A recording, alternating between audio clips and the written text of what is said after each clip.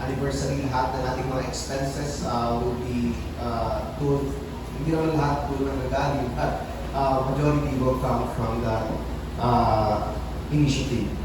So we are going to start ang ating series of preaching. So if you have been in SCCM Ayala for many years now, you know na every single time na mag-celebrate an anniversary, we have a series of teaching to prepare our hearts to celebrate the anniversary. Basically, gusto natin na pag anniversary tayo, hawak na natin ang anniversary date.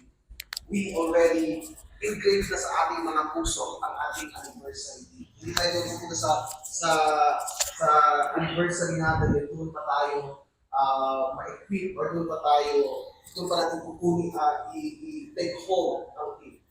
Rather, pagdating natin sa ating anniversary, we are already full of the Word of God, full of the anniversary theme, so that when we go sa ating anniversary, we are really in a celebratory mood.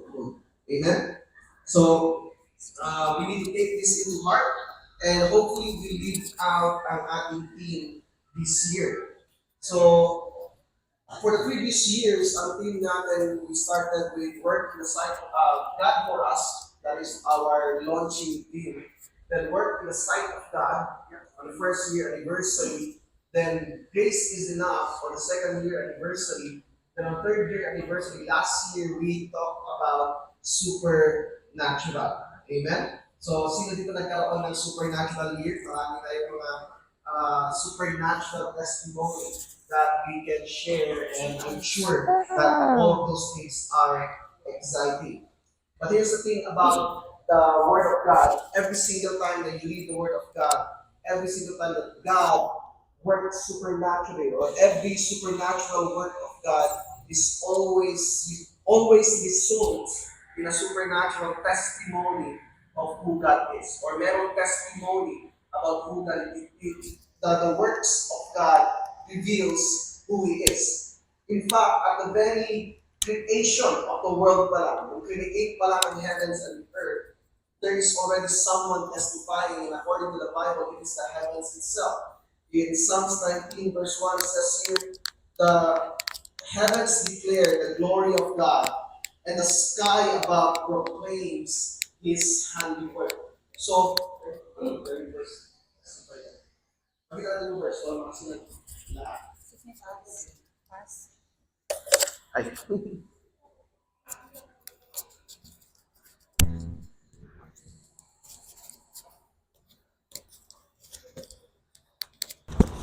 Yan. Ano ba to? Yan. So, the heavens declare the glory of God, and it proclaims His handiwork. So, the heavens itself tells us that God is amazing. So, every single time that the Lord works, every single time that the Lord does something, it reveals or it testifies to who He is. And as you read the Bible, ganito always ang pattern. Every single time that God works supernaturally, it reveals who God is. And the greatest testimony or the greatest work that God has done para sa ating lahat dito ngayon, who can guess? Ano yung greatest work na ginawa ng Panginoon? Guess? It is our salvation. Creation and all these things, create ni God ang heavens, ang earth, create ni Lord ang moon, ang stars, and all of these things pales in comparison to the greatest work of the Lord, which is to save you and me. That is the greatest work of the Lord. Are you with me? Again, the greatest work of the Lord is to provide salvation to mankind. And itong work ng Panginoon has to be testified, has to be proclaimed, has to be declared, and He chose us who believe in that salvation to testify, to declare this message. In other words, kailangan malaman ng mga tao ang salvation na provide ng Panginoon. And paano nila ito malalaman? Dahil sa atin. We are the ones that will be sharing this message of salvation.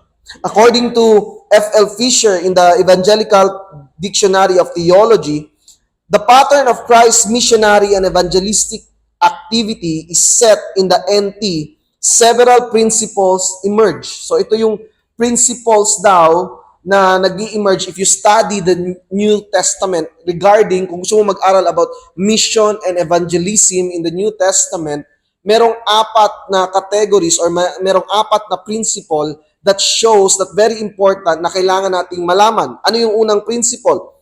Witnessing is the universal obligation of all Christian. Again, ito, napaka-importante. Pakita natin. Yun. Witnessing is the universal obligation of all Christian. Dapat dito siya, lulukin natin ito. Itong words na ito. Universal obligation of all Christian. Ibig sabihin, pag Christian ka, obligation mo to witness. Are you with me? God called us to be witnesses. Walang exception dito. What if no? What if no? Kahit ano pa ang maisip mo na exemption, there is no exemption. In fact, we have preachers na, alam mo yun, walang kamay, walang paa, can still speak. Whatever the disability of anybody, as long as you're a Christian, you have a duty to testify about who God is, about the salvation that we have. The act of witnessing was not restricted to the apostles or ministers. Is shown by those reference in Acts which speaks of all the disciples giving testimony. This is one of the most needed emphasis for the modern Christianity. So, yung pag-witness pala, yung pag-share ng word is actually not limited sa mga pastors or full-time workers, but everyone should get involved. Are you with me? Lahat dapat maging involved. Walang sinong dapat na hindi involved when it comes to evangelism, when it comes to sharing the word of God. Hopefully, nati-change ang ating mindset if we are thinking na pwede lang na hindi tayo mag-involve. This church follows the SGCM main vision, which is, this is a mission-driven church. We are a mission-driven church. Ang ibig sabihin po noon is that we follow the mission that the Lord Jesus Christ commissioned to the universal church, which is to preach the gospel to all nation. Amen? So, yun yung identity natin as a church. So, if that is not something that you want, medyo mahihirapan ka dito sa church na ito because this church really encourages everyone. Manbungol to. Uwi ka na mo na man-preach el gospel tapos no carry to sige. Amen? So, the best way is para nito manbungol or nito mananansina is to join in the effort in sharing the gospel. Are you with me? Now, it doesn't mean na hindi ka na pwede mag-church dito. If ayaw mo mag-join, okay lang yun siya. But yun nga, mambungol lang to. Konsumi lang to, pimi uwi. See, if you do not want to take part in the mission. Amen? Second, the testimony to be given centered in the facts and the meaning of the earthly ministry of Jesus. So, ang pinipreach natin is always about what Jesus did, what He has accomplished, what He is currently doing, and what He will do in the future. And His saving power. The primary witnesses were the apostles who had personal knowledge of this ministry from its beginning. This knowledge they delivered to others who gave testimony to it also. They in turn were to entrust this message to others who would continue to give witness to it. The primary message was the Christian tradition or paradosis. So, do not misunderstand the tradition, parang same sa Catholic, no. Tradition there is basically the gospel tradition, wherein the tradition of believing in the Lord Jesus Christ, in which He lived, He died, and He resurrected from the dead. So that is basically what we preach.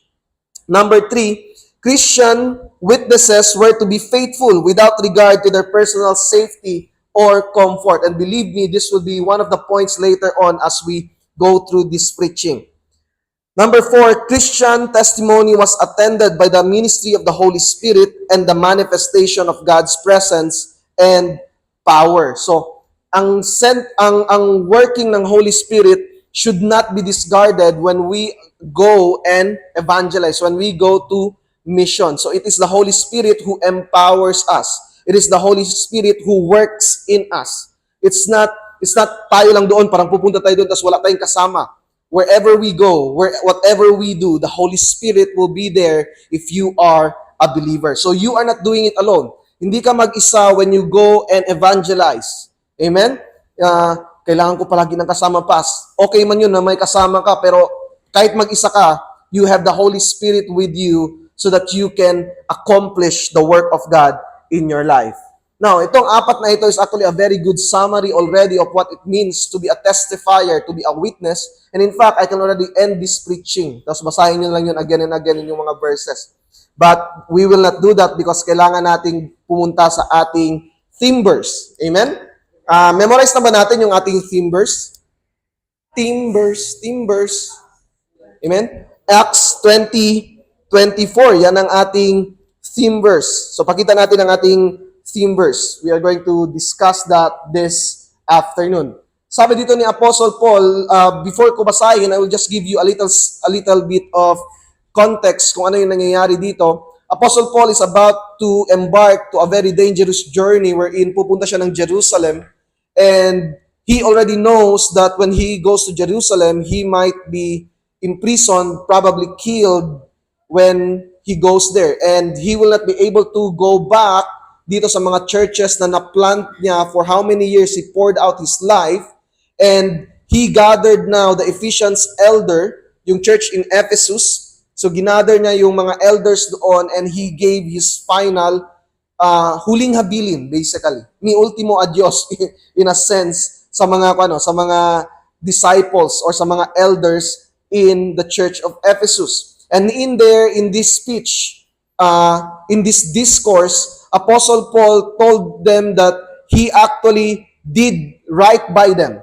He did not steal anyone's gold or silver. In fact, he worked so that they will be provided. Hindi siya nagnakaw o hindi siya namilit na bigyan siya, but rather he worked hard in order to earn a living at the same time preaching the gospel. And now, Apostle Paul reminds them what it means to be a witness, what it means to be a testifier, what it means to be a Christian. And the highlight of it all, for me, para sa akin, ang highlight ng lahat ng sinabi ni Apostle Paul is this verse 24. And this will be our theme verse. Sabi din ng Apostle Paul, I do not consider my life of any account as dear to myself, so that I may finish my course and the ministry which I received from the Lord Jesus Christ. Ano yung ministry na yon? Ano yung course na yon? To testify solemnly of the gospel of the grace of God.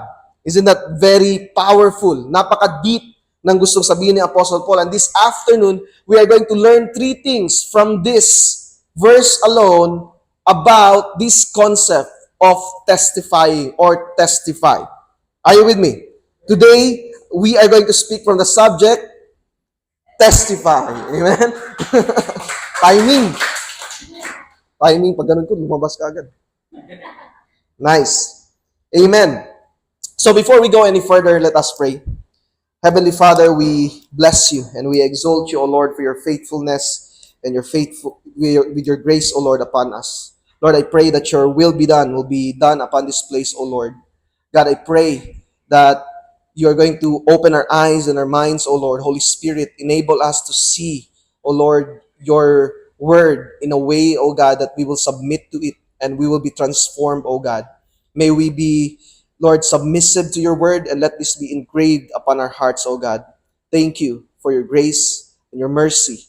Guide us as we continue, O Lord, this service. This we pray in Jesus' name. Amen and amen. My request to you this year, as we celebrate our anniversary then on the coming year, is that itong verse na ito will be engraved upon our hearts. Is that it will be memorized and it will be really a guiding light para sa atin. And we remember this as we go through 2026, as we go through the end of 2025 and eventually 2026, that this verse will really be real sa atin. We are going to live it out. So the first thing that we can know or that we can learn about testify from this text is the cause to testify. Again, the cause to testify. Sabi ni Apostle Paul, "But I do not consider my life of any account as dear to myself, so that I may finish my course in the ministry which I received from the Lord." It will require a change of perspective to what is most important to us in order to effectively testify. Kailangan magbago ang ating perspective kung ano yung pinaka-importante sa atin. If you are here right now, and ang pinaka-importante pa rin sa iyo is yourself, your comfort, your gains, your fame, or whatever it is that is about you, all the eyes in your life, then it will really be difficult for you to be effective testifier of who God is. It is very clear that for Paul, there is only one thing that is most important to him. For Paul, to testify is more important than life itself. Dumating na ba kayo sa punto na kung saan meron kayong something na mas important pa sa buhay ninyo? Dumating na ba kayo doon? Na in a place, shapas, parang ganun. Idolatry, parang ganun. Is there something in your life that is more important than life itself? Pag sinabi mong more important than life itself, that is something that you are willing to die for. That is something that you are willing to suffer for. That is something that you are willing to be in an uncomfortable situation just to accomplish that very purpose. If you have never been in that situation, that you will never really live. Ibig sabihin, for all your life, you have always been safe.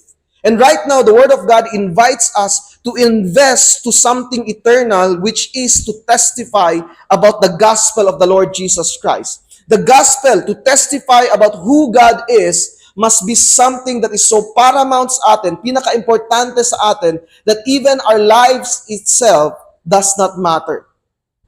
Now, this is radical. I know. This is very something far-fetched or something parang beyond us. It can be beyond us. But this is how the Word of God describes someone who is an effective testifier of the gospel of the Lord Jesus Christ.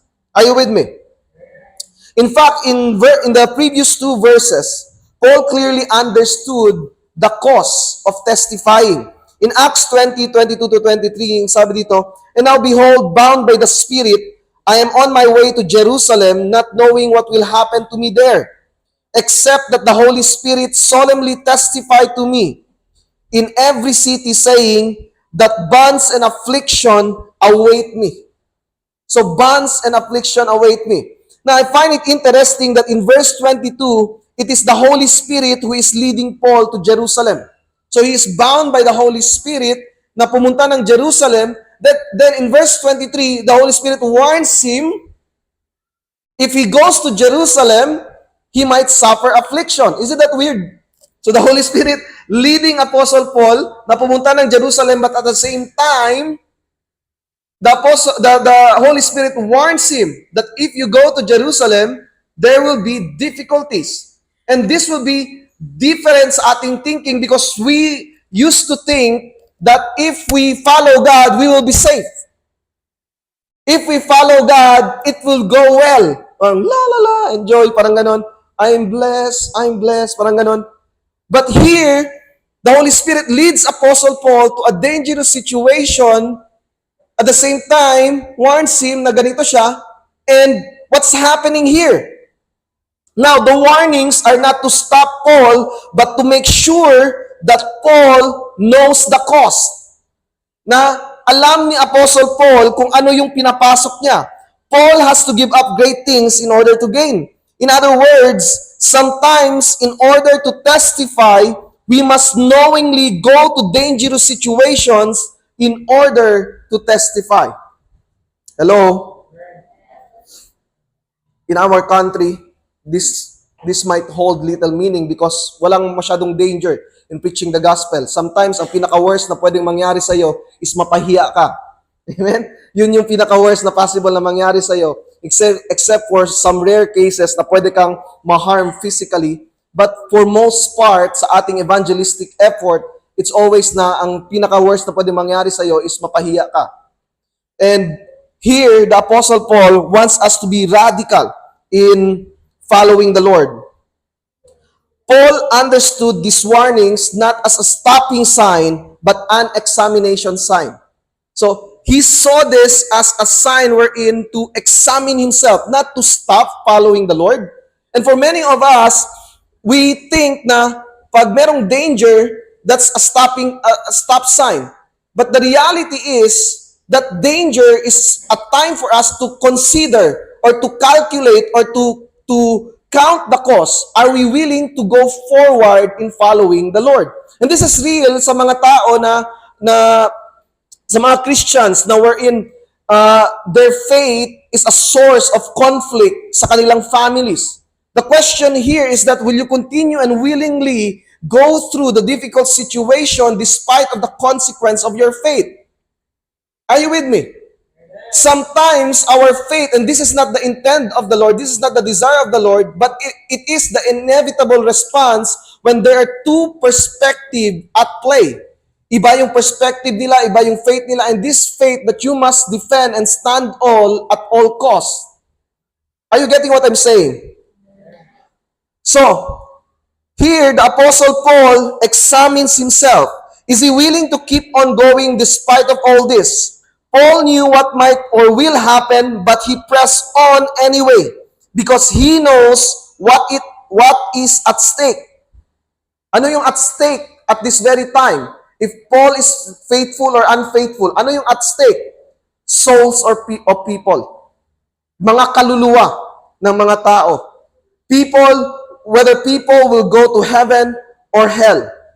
Brothers and sisters, all of us here are called to testify. And sometimes, you are the only light that can reach out some people.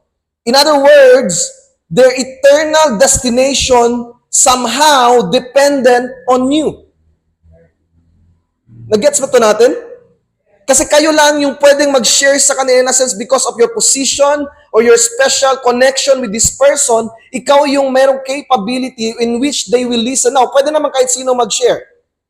But, meron kang special na connection sa taong ito, and because of that special connection, you can share to this person. But, if you are unwilling to make the sacrifice in following the Lord, then, mahirapan. The Lord is gracious, may mag-share pa rin sa Kanya, but it will be an amazing situation in which ikaw ang mag-share sa taong ito. Are you with me? But it is also possible that you're the only light that the person will come across. Are you with me? So, that is at stake. Now, in fact, prior to this conversation with the Ephesians elder, Paul took a long walk. Okay? Naglakad si Apostle Paul. Luke, the author of Acts, did not give the reason why Paul did this, but I imagine to do a self-examination. Now, merong option si Paul kasi they are traveling from Troas to Miletus, but before they reach Miletus, they need to go to the port city of Assos. Merong dalawang option. Pwedeng gumamit ng barko, pwede kang mag-land travel. Okay? Pwede super ferry or camel ferry, parang ganun. So, but Apostle Paul choose to walk, choose to go by land. Now, sila Luke, gumamit ng ship. But si Paul, sabi ni Paul, okay, sa ship na kayo, ako maglalakad muna ako. Because I believe, although hindi to na clarify or hindi sinabi ni Luke sa atin kung ano yung reason bakit ito ginawa ni Paul, but I think it is for self-examination. He needs time to take it all in, to count the cost. Sabi dito, Acts 20:13, but we going ahead to the ship set sail for Assos, intending from there to take Paul on board, for so he had arranged it, and intending himself to go by land. That is a 34-kilometer walk ang ginawa ni Apostle Paul in order to think about it. Now, sa time natin, parang hindi masyadong malayo ang 34-kilometer walk. Hindi ba masyadong malayo? So, parang Pueblo to San Ramon, parang ganon. Pero sa time nila, hindi po straight ang daan. Ganyan ang daan. Ganyan. So, it will take at least 2 days to arrive to ASOS. So, Paul really took his time arriving to this place. In fact, ganito, pakita natin yung mapa. Yung mapa. Yan. So, yung orange na yan yung nilakad ni Apostle Paul. Instead na ganyan lang, yung green. Kung nagbarko siya. So, Paul really took time in order for him to really think about it, to count the cost. Nung pagdating niya ng ASOS, he already made up his mind. He is already set. And he already knows ano yung possible na pwedeng mangyari sa kanya, and he really did not care anymore. As long as he testify about the gospel of the Lord Jesus Christ. Are you with me? Clear ba yan sa atin? So, he truly lived out Matthew 16:24 to 25. He lose his life only to find it. Ano yung Matthew 16:24 to 25? Whoever wants to come after me, he must deny himself, take up his cross, and follow me. Amen? For what it costs a man if he gains the whole world, that if he loses his soul. Amen? So, Paul willingly gave up his life, deliberately gave up his life. God did not force him, although God encouraged him. Because he know it is through losing your life that you gain it, that you find it. This also shows the graciousness of our Lord. This warning serves as the Lord's consideration to Paul. The soldiers deserves to know what is at stake in every mission. Everyone does. We must count the cost to follow God, and God is glorified when we choose to still follow Him despite knowing the cost. Are you with me? Despite knowing that it will be uncomfortable, despite knowing that it will be difficult, and you still choose to follow Him, God is glorified. God is glorified. If you only follow the Lord because of comfort, because follow ako kay Lord kasi magiging mayaman ako. Follow ako kay Lord kasi magiging healthy ako palagi. Mag-follow ako kay Lord kasi magiging comfortable ako. I have news for you. You have been misinformed. The Lord calls us to a life of sacrifice, of humility, of submission. And if He blesses us with material things, praise the Lord. But that's not the point. The point of this life is to glorify God. The point of this life is to live it all for Him, to be used for His glory. Are you with me? Clear ba yan sa atin? So, we must decide to follow Him. God is glorified and is pleased with His children when, knowing the cost, they still decide to follow because they deem it far more worth, and God has something in store for them. All of us will come to a point when we have to count the cost and must decide if it is something we are willing to pay. Sooner or later, kailangan nating magdesisyon to follow the Lord fully or with reservation. Only those who will follow the Lord fully will glorify God. And I keep on talking about glorifying God as if it is something that everyone wants in this place. Is it? Meron bang dito na hindi na naka-experience ng grasya ng Panginoon na ayaw magbigay glory sa Panginoon? Wala. Amen? All of us here are grateful for the grace that we have received. All of us here are filled with awe because of the salvation that we have received. And we want to glorify God. And if salvation is not enough motivation, we have rewards na pinag-usapan natin few Sundays ago. That there's a reward waiting para sa atin that we can count on. Are you with me? I know this message is not for the faint-hearted. If your idea again of Christianity is gardens and butterflies, then you have been misinformed. We are called to glorify God in our lives. Now, of course, we can still testify without the same level of resolve of Paul. Okay? Pwede pa rin testify ng even though hindi ganun ang ka-level ang ating commitment. But the question now is that how much do you want to glorify God in your life? Because the glory that we can give on God is dependent on the sacrifice that we are willing to pay. Now, I'm not talking about salvation, justification dito, ha? Hindi ko pinag-usapan dito na parang the more you sacrifice, the more ka mapupunta ng heaven, parang gano'n. Hindi yun ang pinag-uusapan natin dito. We are talking about glorifying God. You are already in.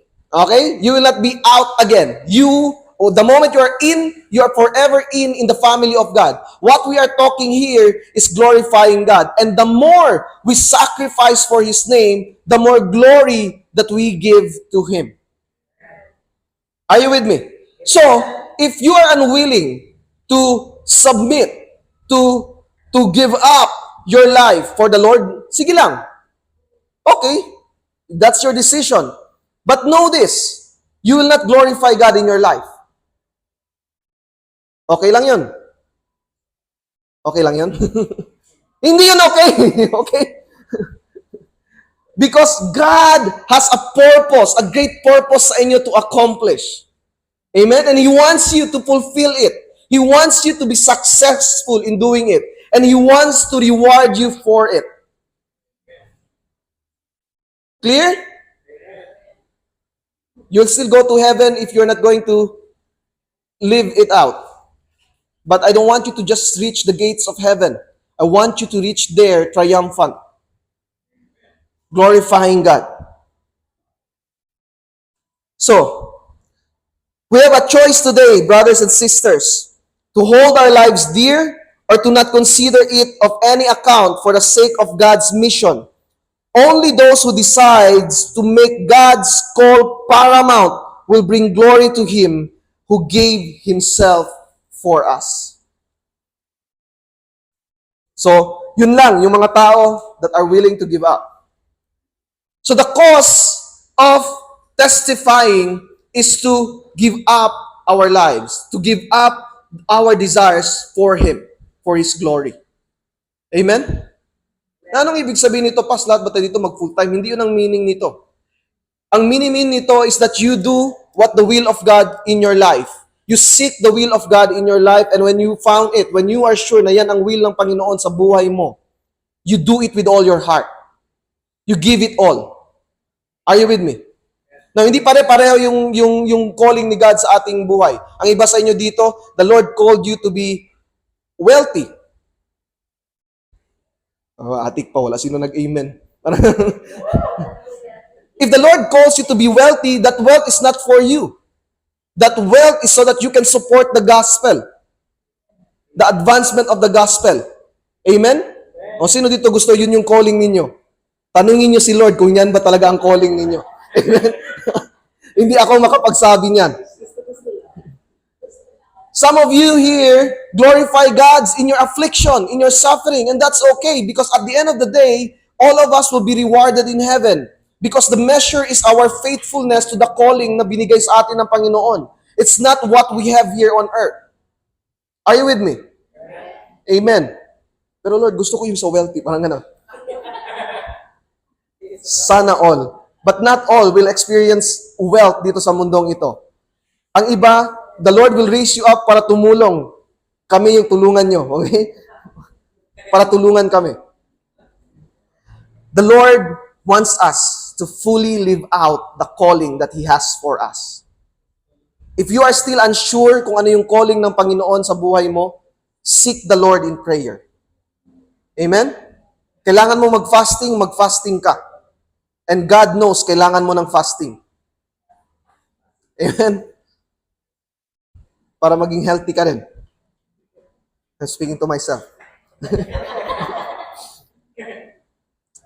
Number 2, not only the cost to testify, we can also learn the capacity to testify. Now, we are going to go a little bit deeper dito. We're going to do a little bit of word study in order for us to drive out itong point ito, the capacity to testify. Sabi dito ni Paul, but I do not consider my life of any account as dear to myself. I'm reading it again, kasi gusto ko nga i-memorize natin ito. Consider it my life of any account as dear to myself, so that I may finish my course and the ministry which I received from the Lord Jesus, to testify solemnly. To testify solemnly. So yun yung ministry. Now, the word that was translated as testify in Greek comes from the root martis. Okay? Martis. So kung gusto malaman ang Greek spelling, ganyan, martis. So that is upsilon, that's why it's Y. So, martis. Yan siya. Now, it is the same word na ginagamit when you read the word in English for witness and martyrs. Okay? So yung word that testify, witness, and martyrs has the same root word, martis. Ibig sabihin, pare-pareho lang yan sila. So a testifier is a martyr, is a witness. Although nag-evolve na yung meaning ng martyr, before kasi ang martyr is simply a witness, but now we have this idea of a martyr na kailangan mong mamatay for your faith. Amen? But it is actually in Greek the same thing. So, the word testify itself already carry with it a strong sense of conviction. Meron ng strong sense of conviction. But Paul here used a form of martis that makes it more emphatic and founded. Ibig sabihin, mas gusto pang i-drive out ni Apostle Paul yung go deeper ang testimony niya or go deeper ang kanyang work for the Lord. Ginamit niya itong word na ito, diamartyrome. Diamartyrome. Okay? So, diamartyrome means to declare, assert, to act of making a declaration on the basis of personal knowledge. Pakita natin. Yeah, diamartyrome. So, some of you will wonder bakit me instead of my. That's how it's pronounced sa Greek. Martyrome. So, an act of making a declaration on the basis of personal knowledge. Also, in Bible sense lexicon, itong pag-define sa diamartyrome, to bear witness, to solemnly assert something, offering first-hand authentication of the fact, often concerning grave or important matters. So, what we want to emphasize dito is that the idea of making a declaration on the basis of personal knowledge. So, to solemnly testify is to making a declaration in which you know what you are testifying about. Meron kang first-hand knowledge. You know it. Are you with me? So, in other words, implied in this word that the one who testifies has a personal, intimate knowledge of what he is testifying. He has the capacity to testify. Meron siyang personal knowledge. Paul did not go around testifying something that he did not know. Okay? Sabi-sabi lang. He knows it. For Paul, what he is testifying about is real because he knows it intimately, concretely, and foundationally. He testifies because he has confidence that what he is testifying about is real. Alam niya na totoo ito. So, the point here is that if we are to effectively testify, we must know what we are testifying. Now, many of you here will agree na one of the reasons kung bakit ayaw niyo mag-Bible study is because what if matanong ako ng question na hindi ko kayang sagutin? Hello? What if matanong ako ng something na hindi ko kayang sagutin, so hindi na lang ako mag-Bible study?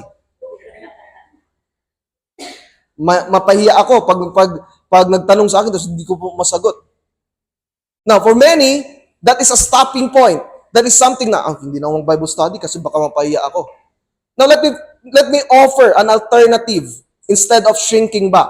Ano yung alternative? Make yourself capable.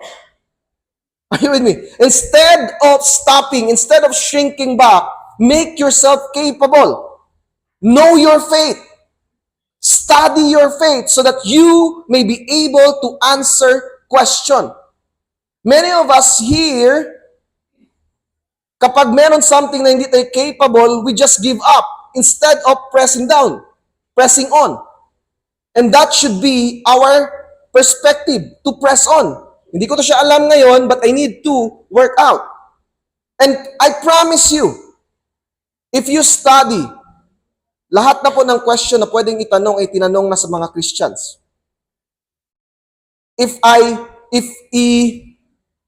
I-collect natin lahat ng mga books na sinulat in order to answer all the question against Christianity, even this whole room will not be enough. Okay? Malulunod tayo dito sa number ng mga libro, the answers. And we are living in the golden age of information in which isang Google mo lang, you can already search for answers. Are you with me? So you can learn your faith. You can study your faith. Pas, mahirap kasi English. May mga Tagalog. Are you with me? May translation. Are you with me? Or you can ask AJ. Mga ganon.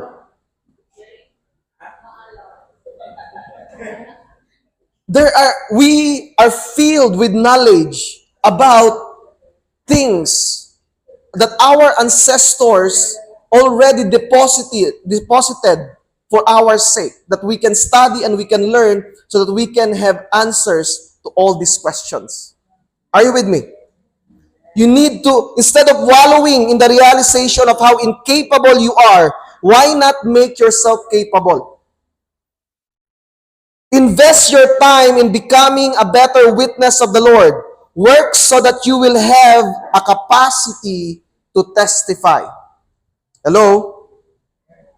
To testify is to give a formal declaration of faith. But when we say faith, we do not say baseless belief, but belief that is rooted on a personal knowledge of who God is. Okay? So hindi siya baseless, hindi siya parang sabi-sabi lang, but rather we have a personal knowledge of who God is. Now, we do not have the same privilege as the apostles who have seen, walked, and ate with Christ. But we can testify based on their writings. So based on the writings of the apostle, we can testify of who God is. And subordinate to it is our experiences. Kasi yung experiences natin is also real, right? But our experiences must be judged by the Word of God. Hindi pwede gumalaw yung puno, yun na yung message sa'yo ni Lord. Are you with me? You need to be careful with that. Sabi mo, Lord, pag gumalaw yung puno, pupunta ako ng church. Hindi pwede. Kasi gagalaw talaga ng... pag sinabi mo talaga, Lord, pag gumalaw yung puno, hindi ako pupunta ng church. Actually, nag-decide ka na kasi alam mo talaga, gagalaw talaga yung puno na yan because may hangin. Are you with me? Tapos, Lord, kapag umulan, hindi ako pupunta ng church. Pero alam mo, cloud ka na, parang maitim na talaga yung tapos nasa bed ka pa, alam mo na hindi ka talaga pupunta. Are you with me? So you need to judge your experience, but your experience can be a testimony because all of us here has been a recipient of the grace of God, has been transformed by the grace of God. Naka-experience tayo ng forgiveness ng Panginoon, nabago tayo ng Panginoon, and that is something worth testifying about. Meron kang personal knowledge of the transforming grace of the Lord. Amen ba? Amen. Nabago ba tayo ng Panginoon? Amen. Ang iba magsasabi, binabago pa lang po. On the way. That's okay. On the process. Amen? And that's okay. But here's the thing, all of us here has been a recipient of the grace of God, and that is worth testifying. We know that the Lord is real in our life. Amen? Have you experienced His power, His grace, His mercy? This we testify. Amen? Kung hindi ayaw nila ng Bible, ako ang Bible ngayon. Amen? My life will be a Bible. Ganito ako dati. Maruyo antes, tang kupit yung mga ansina. Pero realize yung mali ganikel. Because of the Lord. Amen? Dati, ito yung ginagawa ko. But because of the Lord, nabago yung buhay ko. Amen. I just remember now, nanood ako one time ng documentary ng isang pares vendor. And yung pares vendor na ito, he has a very wonderful story. And kung titignan mo siya, hindi mo masususpetsa kung ano yung backstory niya before. But actually, itong pares vendor na ito, it was actually jailed because of drugs in 2020. So, ibig sabihin, naging biktima siya ng tokhang. So he was jailed and in 2020 and probably in that prison kasi hindi niya na mention kung kailan siya na convert, but he was converted and he believed in the Lord Jesus Christ, and throughout that video palagi niyang inuulit-ulit that the Lord changed his life. And kung titignan mo siya ngayon, grabe yung radiance ng mukha niya and all of those stuff. And that's the power of the Lord, from a drug addict or pusher ba, involved in drugs, to someone who is working honestly, proud of his work, hardworking, and in fact, he's helping even someone. Meron kasing pipe or yung cannot speak, someone who cannot speak, lumapit lang daw sa kanya, naghahanap ng trabaho, and nabigyan niya ng trabaho. And assistant niya na ngayon sa gumagawa ng pares. And that's amazing on how the Lord changes a life. And according doon sa video is that sold out siya palagi, sana all. That's how the Lord work the life of His people. He enables them to be transformed and He enables them to continuously live a righteous life. And how? Through that paresan. Meron na siyang pagpakain sa family niya, hindi niya na kailangang mag-resort sa drugs and all. And because of that, continues yung transformation niya. And he continuously testify of the goodness of God. Are you with me? If you are curious of that video, that is actually from the YouTube channel of Irwan Yusuf, Fitter, parang ganun. So, panoorin nyo na lang yung testimony niya doon. And he, paulit-ulit na sinasabi niya that the Lord is the one who changed him. And amazing yung story niya. Are you with me? Now, on another point, going back to the fear of being asked questions, you cannot answer all questions. Okay? And okay lang yun siya. You will not be able to answer all questions. You can be honest that you do not know the answer in that very moment. But you will say, I will look it up. Amen? So you can learn it. Okay lang na hindi mo ma-answer lahat ng question, but you tell them, balikan kita bro. I'm sure there's an answer to this. Or I will learn this. Something like that. Or sabihin mo, si AJ, parang ganun, ang bahala dyan. Amen? So, when we know the Lord, it not only improves our lives, but it also makes us a better testifier of who He is. Now, do you have the capacity to testify? If not, the path is not to shrink, but to strive. Okay? If wala ka pang capacity ngayon to really testify, you need to work it out. Do not shrink, but you need to strive. Amen? Lastly, the content to testify. Ang bilis ng oras. Sinusubukan ko ng bilisan, pero mabilis pa. Mas mabilis yung oras, no? So the content to testify. The content to testify. Sabi ni Paul, but I do not consider my life of any account as dear to myself, so that I may finish my course and the ministry which I received from the Lord Jesus, to testify solemnly of the gospel of the grace of God. Sa lahat ng mga points natin, ito ang pinaka-obvious. Okay? The content of what we testify is the grace of God. Wala nang mas obvious pa na verse dito. It is the grace of God. But let us be clear. When we say the grace of God, the message is not itong mga feel-good na preaching. It's not about prosperity or health or all this thing na parang happy-happy. That's not the point of the grace of God. In fact, you will not appreciate the grace of God if you talk about all the beautiful things na parang maging prosperous ka, maging healthy ka, maging happy ka. You will not be able to appreciate the grace of God because the grace of God has something to do with our sinfulness, has something to do with our rebellion. This is the grace of God. The grace of God is the gospel of the Lord Jesus Christ. The message is this: all of us, you and I, are sinful. Makasalanan tayo. We are enemies of God. We are rebellious. We mock God. We do not want anything about God. But because of His grace, because of His mercy para sa ating lahat, He gave His one and only begotten Son, that whosoever believes in Him shall not perish, but have everlasting life. That is the grace of God. Amen? It is about us from a sinful identity transfer to the righteous identity. It is us from the kingdom of darkness to the kingdom of light. It is us from living a life of lust, living a sinful life, now living a life of righteousness. That is the grace of God. Before we live our lives for ourselves, but because of the transforming grace ng ating Panginoon sa ating buhay, we no longer live that way. Amen. For the grace of God has appeared, bringing salvation to all men, teaching us to say no to all unrighteousness, but to say yes to godliness. Amen? The grace of God is the gospel of the Lord Jesus Christ. Let us very be clear about that.